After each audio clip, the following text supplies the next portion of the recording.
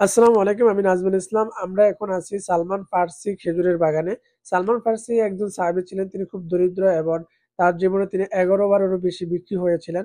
Last বার যখন তিনি বিক্রি হয়ে মদিনাতে আসেন, আসার পর তার উপরে তার মালিক খুব অত্যাচার, অনেক জুলুম করতে শুরু করলো। কিছুদিন পর সালমান ফার্সি জানতে পারেন নবী করিম সাল্লাল্লাহু আলাইহি ওয়াসাল্লাম মক্কা থেকে মদিনায় আসতেছেন। এই খবর শোনার পর সালমান ফার্সি খুব খুশি হন। নবীজি যখন মদিনাতে আসলেন, আসার পরে সকল সাহাবীরা নবীজির কাছে গিয়ে বললেন সালমান ফার্সিকে এখান থেকে মুক্ত করার জন্য।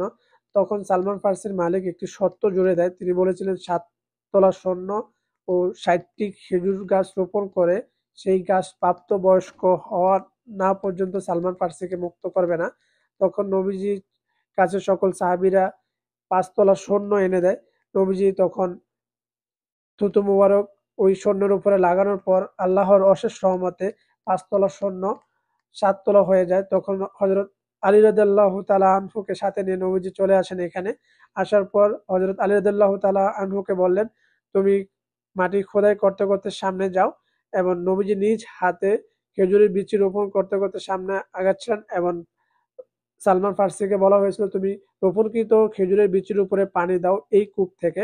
যখন সম্পূর্ণ কাজ শেষ করলেন, নবীজি পিছনের দিকে তাকিয়ে দেখলেন আল্লাহর অশেষ রহমতে নবীজি যেই জায়গায় খেজুরের বীজ রোপণ করলেন, সেই খেজুরের বিচি থেকে খেজুর গাছ হয়ে সেই খেজুর গাছে ফল আসা শুরু করে এবং কিছু খেজুর গাছ থেকে খেজুর পড়া শুরু করে।